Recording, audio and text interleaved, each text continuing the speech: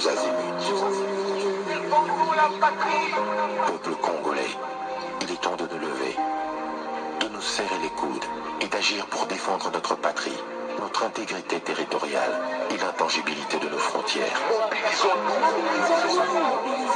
La République démocratique Batela Ekolo, Bendele Koyate.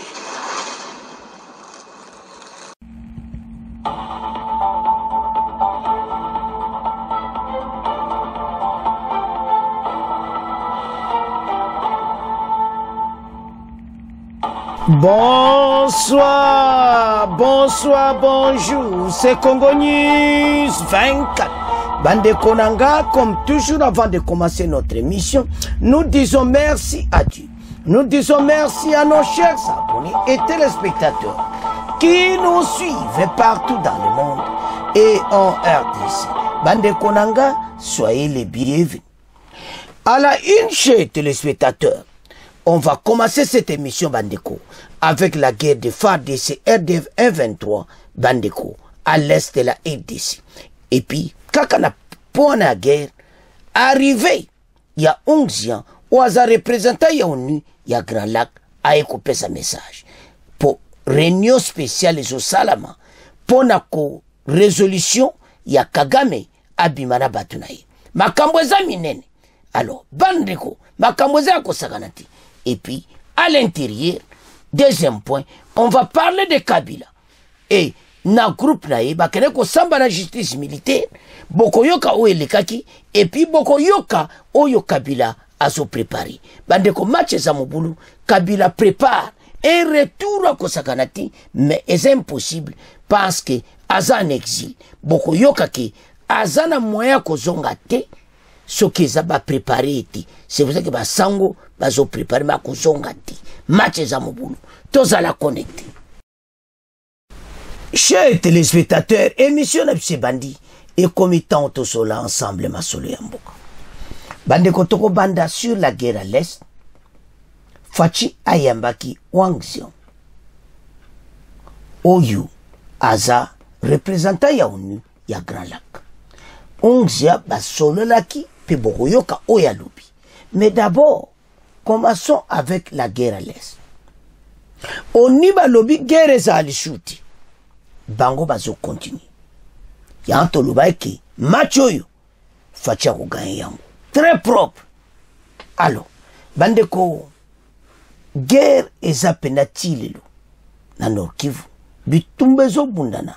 Du côté à Masisi, du côté à Lubero, et puis, na côté à Sud Kivu. Yango bitumba oyu Kagame lokola zotikati akangami na mutambo oyebi ye akima me aye okutana diplomasi moko avec Kaikwamba azo kokati pandeko batu bayebi te kiye Kaikwamba bozo kakaka Kaikwamba baramboka makamoza mineneti azana parcours moka kosakanati mais tozo yana pona nde nazo maîtriser Barwandi. Alors la guerre à l'est bateau bazo continuer ka bitumba mais FARDC ça y pas zo tikati tozo bombarder bango na ba place belé mais bitumba oyo facha yo comprendre que résolution des Nations Unies oyo bazo tiangwa en application ba congolais belé bazo mona kabo mais la situation ezo comme plus pire. Il faut réfléchir les sous. Parce que Kagame a continué à conquérir le village. Mais cette fois-ci, il a koutana nango. Makambozo le kana est. Et c'est belé. Mais awaso saboni, on comprend makambo belé auto comme makabotanga. Situation tozalango pour le moment la guerre à l'est. Toloe que Kagame ayoka akaba arme. Donc maintenant on y batindi motu aya kotala ce qui se passe. Parce que la guerre est continue. Les hommes de Kagame ba kotikati bango ba conquérir kabatu akaba minere donc bande ko ezo koma na ce sommet yemo Kagame azo koma mena azo kwa contrôler le soubatu na iti. A comme une situation difficile. Alors, totanga. Peto yeba pona nini. Oni batindi. Représentant Grand Lac Awa. Bon, auto développer Masulu. Parce que la situation d'enge zokendi. Boyeba était victoire des anaka président Félix. Aza sage. Mais totanga. Guerre FARDC 1-23, arrivé de 11 ans. Et puis après, il y a un deuxième point où il y a audition, il y a PPRD. Et puis beaucoup yoka la situation sur Kabila. Les affrontements entre les FARDC et les rebelles du 1-23 sont atteints Kaziba, à une cinquantaine de kilomètres de Bukavu, dans la province du Sud Kivu.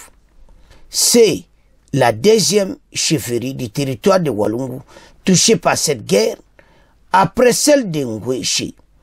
Selon plusieurs sources, les 1-23 ont débordé dans plusieurs villages avant d'atteindre Kaziba. Les 1-23 RDF ont débordé à partir de Nyangezi.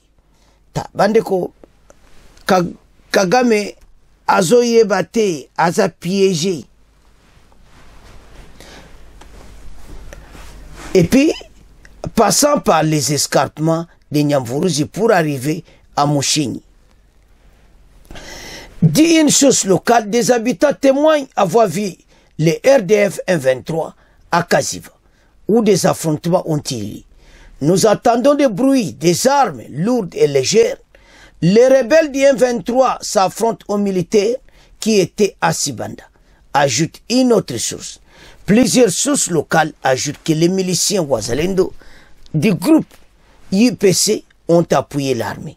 L'IPC du général Rouma Ondwa a ouvert un autre front pour faire face au 1-23 à Kaziba. Souligne Pacifique Karuka, acteur local de la société civile. Jusqu'à 18h local, de fortes détonations d'armes étaient toujours entendues à Kaziba. Ces affrontements atteignent Kaziba après plusieurs jours de présence de 1-23 à Nyangezi. Alors, Kagame azo continue Kobunda. Plan na ye ezo komambu fachi kota zo continue na diplomatie moko yo kaka avancer. Boko yoka wangzia alobi boy ke makamu toye kotala pona résolution oyo ya 2773 ndene ezokende et puis va préparer réunion le 4 avril. Mais avant réunion wana ya monaki yemo kwa ya ko palper du doigt les aventures de Kagame et ses hommes. Yangwana azamena na kati ya RDC. Toko yokai. Bande ko situation za kosakana ngoti. Biso tozo continue diplomatie avancée peut tozo bunda sur le terrain pour barrer la route à ces gens. Ba eko simbati bazara problème sérieux. Alors, tolanga wangzian ndeba sola chef de l'État bon auto avance.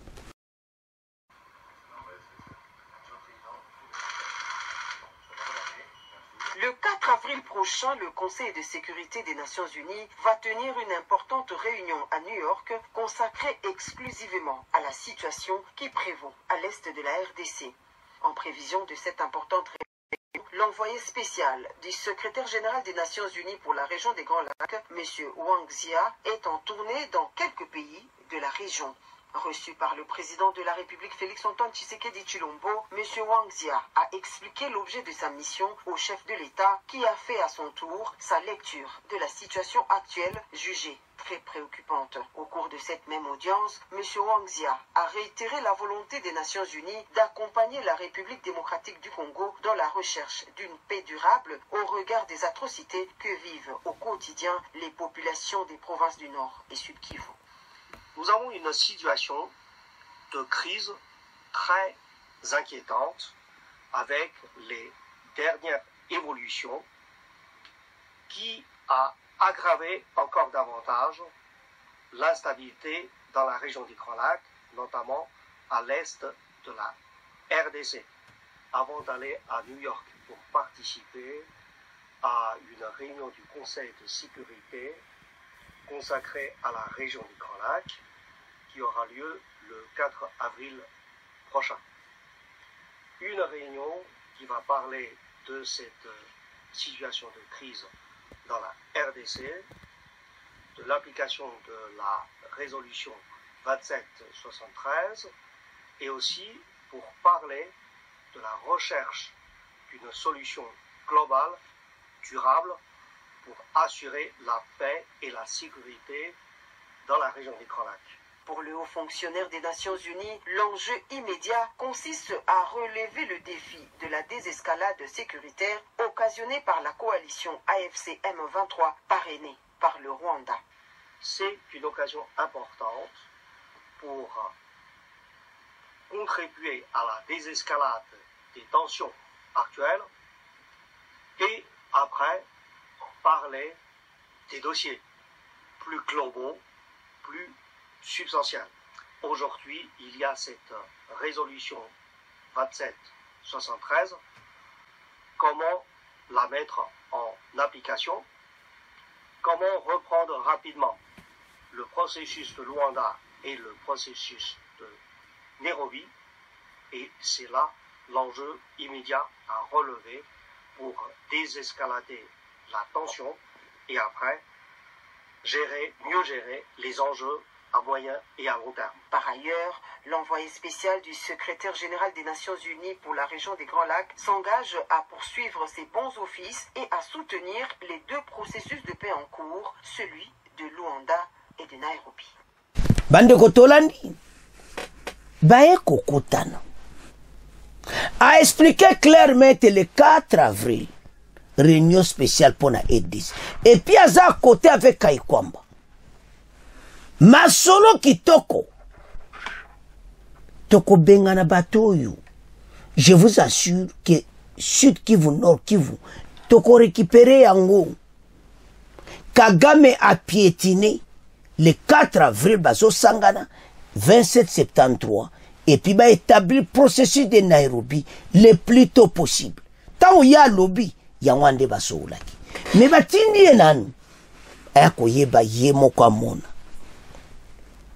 Ok, na ba beni côté on to mona de guerre surtout.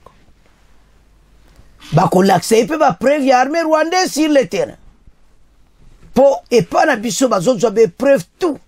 Nande bata Kagame basa kubunda partout bazali. Bandeko tala Kagame a dû administration Tutsi à Tchétché partout. De Tutsi. Je vous assure. Où tu as une administration nyoso bati, ba Tutsi partout. Alors, bazo vivre une situation difficile Kalati. Voilà ba plan Oyo Kagame Salaki. Azo monaki a réussir, alors qu'azo joue échec total. Parce que ben échoué en diplomatie. Kagame a éminé très bien que l'armée n'a pas Kalate, il faut ben très rapide, mais et sa facilité. Basi ba yoki bilengi a koltan. Bazawana ba okangamakana mutambuana, bazawana. Ils sont ensemble. Les soi-disant les M23, coquille vide. Na batu na ye. Bazo continue ko bunda. Bande ko ba bombardement aérien zo salama. Bazo freiner ba avancer na bango partout. Mais bazo jouer jemoko malamu. Tala. Ngala kansaki tangu facha sabalo wake voilà boccidentaux bakosi fachi bakosi non bakosaki ete fachi ndaza mayele koleka Kagame azomona ye gang batikele terrain pa leki. Mais cette fois-ci non. Nantangu makambo zo sala mafacha zo se préparer. Kozanga deuxième émission te makamine neza kuna. Il se prépare. Boyoki ndenga lobby. Le 4 avril, résolution Obakataki à Kagame. Batala soit en application ou pas, alibal lanse biloko moto. Ces gens seront chassés par la force. Et cette force est qu'on s'en a affaire d'essai, bateau va quitter le terrain. avec le pouvoir mandaté par les Nations Unies, on résisté. Implémentation, il y a processus à Luanda dans Nairobi le plus tôt possible. Bazolinga ezala le plus tôt possible. Parce que situation sur le terrain, ils ont qu'une malamuti. Et le quoi banque sande bazo boma batu. Bango bazo kansaka ke bako dominer tout ce côté on a bako zangwe ko simbati. Pas dans ces pays. Alors, directement à la pointe, ok, na deuxième point. Les hommes de Kabila bakene ko samba. Et ba vivre en haut. Okomona bango ne ba lekina batrango ba eko landa bango. Ngape na kama ka ba Congolais bon. Mingi baloba ke zabana na bango, famille na bango parce un vrai Congolais. Akoko tia landa PPRD. Les familles politiques na bango, bana na bango, tous ces gens, bango bazana mutita kolanda bango. Ils ont détruit ces pays. Muta kolanda bango azati. Alors, boko yo kande bazo ganga libanda. Bomona koma batinde bakomi. Bazo loba na kobanga misuka abui. Shadari misuka abu azo loba, azo banga kote ou azo antete bazo ganga na ba police ke bo bima, bo kende. Baki alobi que c'était bien passé tokoba nango après tokoyana yemo Kabila zan exil retour na ye wa yozati akozonga te ceux qui va préparer terrain pour azonga te kimezala o yazoluka eza pacte social à basango agenda caché pour la Kabila azonga na pays parce que zonga ba kozonga ti aza rechercher na aner na sécurité na biso boko yoka toujours na point mais to ba nanu na oyo bande ko bakambo za minene bakene ko samba to yoka nde basamba ki bongo to avance auditorat militaire ba accueillir Shadari Minaku et les autres.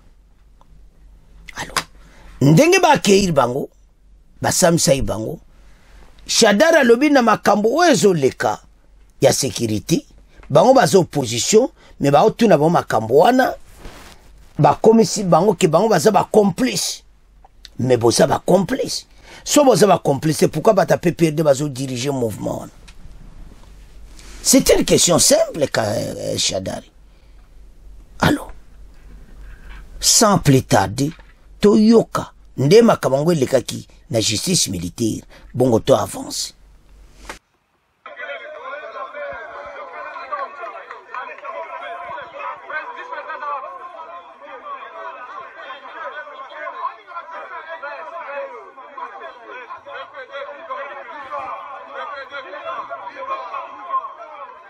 Botala binomo. PPRD AFC M23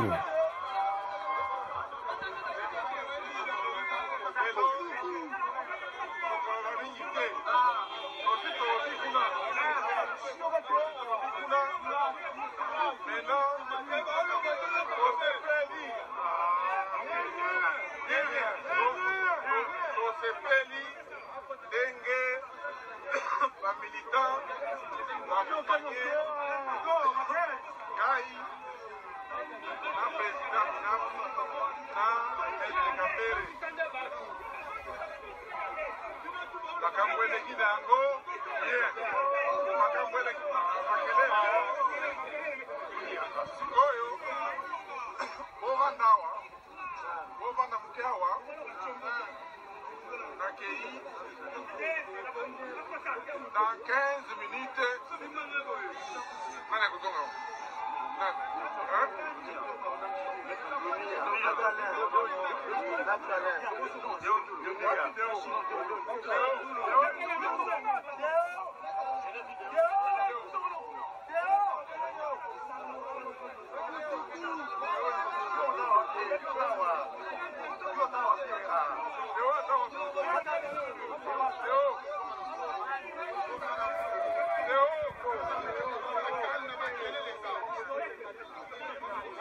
comme une situation difficile, bien on te voit le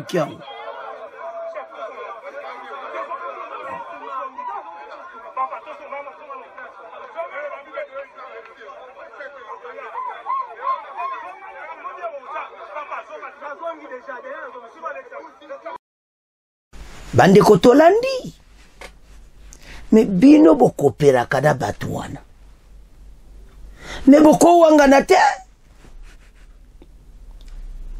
bosololaka masolo na bango bobetaka nyonso bokokobeta mais pourquoi osa kobanga sur quoi et ça clair alors abatel l'équipe bien tout ça mais mbamo bomone mbutu eleki wana ya moni keno kalate base babengani bomba bima bakende azuna batu na ye bakende omone katara kiwana ce monsieur a un problème maintenant bomoni yete nazolo bomoni yete ki vraiment za bien dit kabo wa shadaria nanu bokomi na place wana ti gouvernement il faut l'accepter là. Je vous assure que bateau nande ba continent 123 c'était une erreur grave ba kwena piège makamunde ba continent 123 nde ba ko bengana bango d'après bango ba sa rébellion ba keipe ba créer yango Kagame pesi ba arme Kabila bimisi mbongo ba arme ba bengsi bango ba sambisi bango sirango boza ba kolabo ya 123 AFC ba yebisi bango clairement que ba okanga bango mais il ba se ba kotika bientôt ba kozalozare voilà ndenge makambo oyelekaki na cour militaire so bo otala bango baza ko banga bo bangani so bo salima beti ils ont peur. Voilà la situation qui se passe pour le moment. Bazako lenga, basalimboko mabi. Il faut batika, ba changer. Voilà ndenge makambo oezaleki lelo. Maintenant, bazo bongsani ni pepirdi. Qu'est-ce que Kabila zo bongisa? Yango de po asuka boko yoka. Que Kabila aza en exil, aza recherché na ane. Les services de sécurité bako tchaye maboko. Donc akozonga sikote kaka soki le plan et comme kitoko po azonga, c'est-à-dire basango bazo bongsa pacte national poto sangana. But à pacte wana ezapo Kabila zonga EDC calmement. Bah que Kabila po zongawa et comme problème aza en exil. Peut-être bozo kansa bo bela au retour de Kabila. Kabila ko zonga te.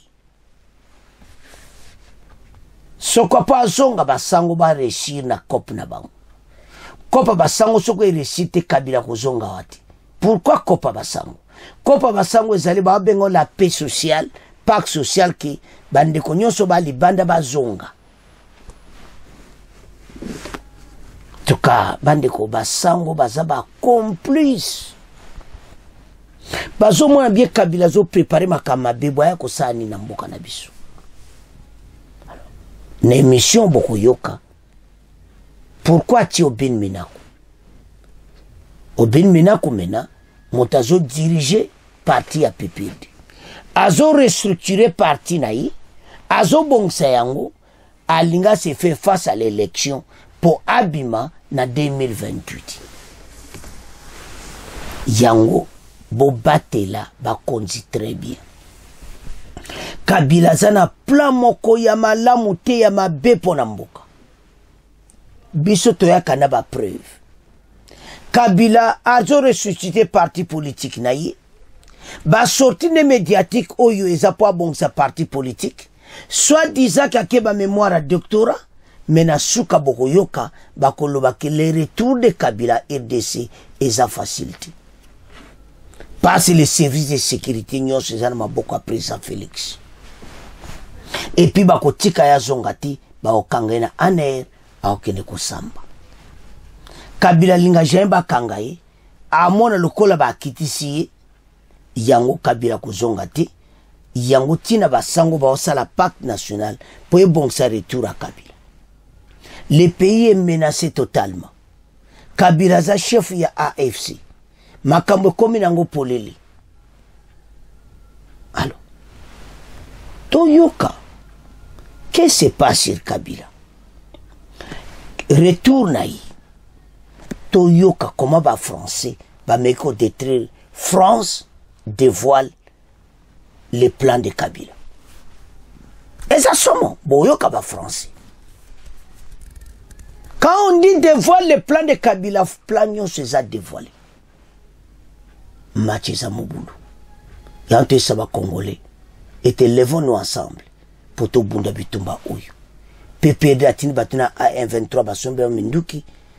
Côté Kuna, Bazomona qui va jouer comme parti na bango, na Kagame. En tout cas, Mawa, na Soni. Alors, le plan de Kabila dévoilé Toyoka, Tolanda. Mesdames et messieurs, bonsoir. Le précaré de l'ancien président de la République, Joseph Kabila, est désormais dans les collimateurs de la justice. Plusieurs hauts cadres du PPRD, Parti du Peuple pour la Reconstruction et la Démocratie, dont Obé Minakou, Emmanuel Chadari, Ferdinand Kambere, ont été invités à éclairer la justice militaire ce lundi à l'auditorat supérieur militaire de la Gombe, ici à Kinshasa. Quelques-uns sont déjà entendus, dont Obé Minakou, et les auditions se poursuivent. En même temps, ils sont interdits de sortir du territoire national jusqu'à nouvel ordre, selon le ministre de la Justice dans un communiqué publié le vendredi. Le contexte dans lequel ces interpellations et auditions des opposants intervient avec vous, Jeff Ngoy. Ces invitations interviennent dans un contexte politique tendu entre ce parti d'opposition et le pouvoir en place. D'abord, le président de la République, Félix Tshisekedi, lors du sommet sur la sécurité à Munich, et le vice-premier ministre, Jean-Pierre Bemba, dans ses dernières sorties, ont ouvertement accusé Joseph Kabila d'être derrière le mouvement terroriste de M23 AFC dans l'est de la RDC. Ensuite, le chef du PPRD et les membres de ce parti ont rejeté ces accusations liant la crise sécuritaire du pays à la mauvaise gouvernance du régime Tshisekedi. Puis intervient la restructuration de leur parti. Obé Minakou, devenu vice-président, déclare que le temps des actions clandestines est passé. Et de son côté, Emmanuel Chadari, reconduit secrétaire permanent, exhorte les militants de son parti à garder le calme, affirmant que leur chef Kabila travaille en silence pour leur retour au pouvoir. Ces interventions sont enfin suivies d'une invitation au ministère de l'Intérieur tout récemment. Et sans plus tarder, Chadari est à nouveau invité par la justice militaire. L'opinion s'attend donc à savoir jusqu'où ira la justice congolaise dans ce nouveau feuilleton. Merci à vous. Alors, Bandeko, pourquoi l'arrestation de Kabila? Tango bango ba komi kuna ba Chadari bango nyonso ba ebisi bango sur Kabila. Ete Kabila aza parce que a coopéré na ba 123 à l'est. Donc Kabila pe aza poursuivi. Donc retour na il faut ba kangai. Yango bozomona ba Chadari tout bazolo ba peuple que bobanga te. Voilà Kabila akozonga et tout ça passe ba yebike la justice militaire Kabila aza poursuivi par la justice militaire. Donc arrestation na kasoko azongi ba okangai. Yango bozomoni ke moi parce que aza lié na M23. Chef à M23, soko lokola yedi aza chef à M23 il faut ba kangai. Alors voilà la situation de Gekomi, Baramboka. Alors, makambo eza minene. Avançons. Bandeko, le plan de Kabila eza dévoilé. Ba français, ba bimisi plan wana, ete yemo Kabila kote don, nandeka kazako loba, e biminang. Basi ba comprendre, mission na ye, azolinga, a posé candidature. Alors, Kabila a restructuré parti politique naïe. Obin Minakou a commis Yoana après Chadari a bon sa parti n'est tout pour na aluka azongo pouvoir. Mais le plus grand problème est ça retour naïe ou est ça problème pour le moment. Bazoye bate comment Kabila kozonga, c'est pour ça que les catholiques ont les plans macabres ou bazo bongisa pour na retour ya Kabila. Alors, Bandeko, sans plus tarder, Toyoka, les plans de Kabila dévoilés par les Français, bon, auto avancé, Boyoka la presse française, puis Bandeko va tenir quelques questions par la Bango, Ndene va dévoiler. Mathieu Zamoboulou, Tolanda. Voilà que l'ancien président annonce aussi une restructuration de son parti. Quelle est la stratégie de Joseph Kabila? On peut dire que la restructuration du PPRD n'est pas un simple ajustement interne. Elle peut être considérée comme un signal politique fort selon ses proches. Depuis plusieurs années, Joseph Kabila était resté en retrait, mais il observe une récomposition du paysage politique congolais. D'une part, la gouvernance de Félix Tshisekedi qui est fortement critiquée, notamment sur la sécurité. L'Est du pays est en proie à une guerre ouverte avec l'AFC M23 soutenue par le Rwanda. Il y a aussi plusieurs autres fronts, la lutte contre les ADF, la Codeco, le groupe Zaïre, Mobondo, etc. Il ne faut pas oublier aussi les tensions sociales qui augmentent à mesure que le pouvoir évoque une révision de la Constitution perçue par les adversaires de Félix Tshisekedi comme une volonté de verrouiller les jeux politiques. Et Joseph Kabila pense-t-il déjà à la présidentielle censée se tenir dans 3 ans? D'autre part, Kabila sait que les élections générales de 2028 se préparent maintenant. Il ne peut pas se contenter d'attendre la dernière minute pour relancer son appareil politique, dit son entourage. Son parti, qui a perdu du terrain depuis la rupture avec Tshisekedi en 2020, doit se réorganiser, aussi mobiliser ses cadres et clarifier son positionnement face à une opposition qui semble éclatée. Enfin, ce retour intervient à un moment où plusieurs acteurs politiques et diplomatiques réactivent leur stratégie en RDC. L'Union européenne, la SADC et d'autres partenaires régionaux s'intéressent à l'évolution des rapports de force donc dans ce pays. En prenant la parole, Joseph Kabila veut rappeler qu'il reste un acteur incontournable. Jimmy nous demande pourquoi Aubin Minakou a-t-il été choisi pour restructurer l'ancien parti présidentiel. Aubin Minakou paraît comme un choix stratégique et pragmatique. C'est un des poids lourds du PPRD qui est resté en RDC, alors que plusieurs autres figures comme Mouva Sakani, Néhémie Mouilania, Raymond Chibanda ont choisi une sorte d'exil par crainte, disent-ils, pour leur sécurité. Aussi, son profil est intéressant à plusieurs niveaux, institutionnellement solide. Minakou a été président de l'Assemblée nationale pendant 7 ans. Il connaît les rouages du pouvoir, a négocié avec toutes les tendances politiques et sait comment maintenir les équilibres. Il est considéré aussi comme habile en dialogue politique. Il a des relations avec l'opposition et les milieux religieux. Le contexte actuel est marqué par une demande croissante de médiation, que ce soit avec l'Église catholique ou avec d'autres forces politiques. Et Minakou peut jouer ce rôle de facilitateur tout en défendant les intérêts du PPRD. Et Minakou a aussi un profil, on va dire, moins clivant. Oui, contrairement à d'autres cadres du PPRD, Minakou n'est pas une figure particulièrement controversée. Son image de technicien du pouvoir permet d'assurer une transition en douceur dans la restructuration de ces partis, sans heurter donc de front d'autres sensibilités politiques. Et en clair, il faut dire que Joseph Kabila choisit la stabilité et la prudence en s'appuyant sur un cadre expérimenté et bien implanté en RDC. Patient Ligodi reste avec nous. On me dit que Jimmy a une dernière question à vous poser. Allez-y, Jimmy, profitez-en. Sait-on si l'ancien président compte rentrer au pays? Alors, Patient Ligodi. La question du retour de Joseph Kabila en RDC est une question à plusieurs inconnus. Officiellement, il réside à l'étranger pour des raisons académiques. Il poursuit un projet doctoral en Afrique du Sud. Un projet, dit-il aujourd'hui, en parenthèse. Mais cette explication ne suffit pas à justifier une absence aussi prolongée. Il y a aussi des raisons sécuritaires. Son entourage évoque un harcèlement politique avant son départ. Plusieurs restrictions ont été imposées à son entourage et des accusations de complicité avec des groupes armés ont été avancées par des membres du gouvernement. On a suivi particulièrement Félix Tshisekedi et aussi Jean-Pierre Bemba lors de sa dernière tournée dans le pays. Pour Joseph Kabila, revenir en RDC sans garantie sécuritaire reviendrait à prendre un risque politique et judiciaire important. Le timing n'est pas encore idéal. Aujourd'hui, le rapport de force ne lui est pas encore favorable, disent nombre d'experts que nous avons contactés. Il faut aussi ajouter que l'administration Tshisekedi contrôle l'appareil sécuritaire et l'espace politique. Revenir maintenant signifierait entrer dans un bras de fer frontal, ce qui n'est pas forcément son objectif à court terme. Et c'est aussi une stratégie de retour progressif. On peut aussi se poser la question. Kabila prépare son retour sur la scène politique, mais pour l'instant, il est fait à distance. Il restructure son parti, il mobilise ses soutiens, il travaille son image à l'international. Et si son retour doit se faire, ce se fera donc au moment où le rapport de force lui sera plus favorable et non sous pression selon ses proches. Pour l'instant, il garde toutes ses options ouvertes.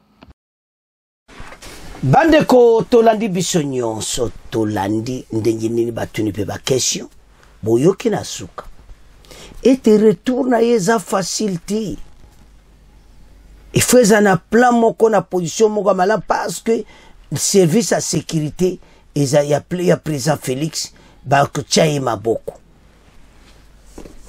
toyesa bino ke Kabila ko suka ndenge Eduardo asukaki COP na bango ya 123 wana yango ndo baki kosala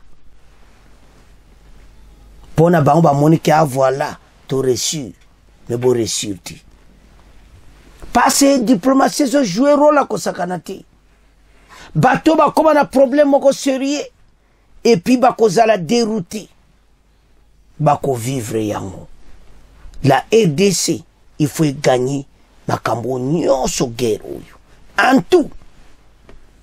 Alors tout songa na dossier à Kabila. Est-ce que nani pena ko voter Kabila? Moi bateau bomoni assemblement na bomona ki na vidéo na justice militaire na Libanda. Mais wana zaka petit peu un groupe abatu kaka ya batu na mais penza boyi. Mais na Kinshasa, ceux qui le banu PP da sa la marche a ozo combien de bateaux. Bazana batu te. Donc nazo mona te nana ko voter Kabila na 2028. Oh constitution ba ko bukati, mais yango yomo ozo ngo bukati. Constitution lobby oza la sénateur a vu yo moni que vont jouer rôle important au diriger le Sumboka ou eko simbati. Otia ba défunt eko simbati. Pays onde to sido récupérer mboka et kei wana des pères et des mères vont diriger ces pays. Kabila onyo kolibatu. Bwaneza le plan mabe retourne à yo. Bo organiser kuna rébellion à l'est, bo tchemboka mobulu, les lozo se préparer, restructurer votre parti politique, un plan de retour au pouvoir, un plan de retour à la politique et ko simbati. Bozo monate que voilà que ma mémoire après combien atike na mémoire entre parenthèses a bon sana parti politique na ye azana problème. Retour na yawa kaka ndeka azokoma baotie maboko. Azana problème. Bon nyonso baotie makele tato vanda. Tant je suis tant wana te comme tato récupérer mboka to délivrer mboka. Ce qui fait le ba que a ko négocier na ba 123 te point. E bango makamwa monani. Basa Kabila te. Bango to wana te. Pourquoi sola na bango? Parce que bango tout ba le nom à Rwanda. Pourquoi nous disons ça? Les Kabila est président de la République. Le pays était dirigé par le Rwanda. Nyon se est dirigé na Rwanda. Quand tu peux proclamer président Félix na Cour suprême, ya biso. Il faut baser là, Kagame a fait sa droit. Le pays était dirigé par Kagame. Yango ba nga bazong sa Kabila lisusu. Kagame a continué sur diriger Mboka. Après, il y a un mixage brassard. Il y a un armée. Les autres sont armés en force. Et c'est un dimama Kambouana. Congolais, telemato bunda pona Mboka. Exactement, il y a eu une distraction. L'ennemi est en face, a menacé Bissou. L'ennemi est au tout, a menacé Bissou. Binonde Bolamoka. To bengara cet ennemi. Et nous allons gagner cette guerre. Kabila plan na union so asali. Ou ils ont dévoilé les Français de Bolandi. Le plan de Kabila, ils ont déjà déjoué. C'est fini. Ce type politique ya lingasala, ma yele sili. Au monde bakangi baona, même baona justice militaire. Au inde shadara zolela. Mutakomika abo. Se bazala abo. Makambo za minene. Guerre yo. Tozo gagné, mais peu perdu. Basali erreur grave. Bakansa ki bako réussir na rébellion na bango, baza na réussite. Fachi a insisté. Pas de négociation. Parce que bako lobono a Kagame. Yangot. Même Kabila. Au nom de Kagame. Alors, Banamboka. Tout lundi émission. Vous continuez à s'abonner massivement, vous partagez. Au revoir. À la prochaine.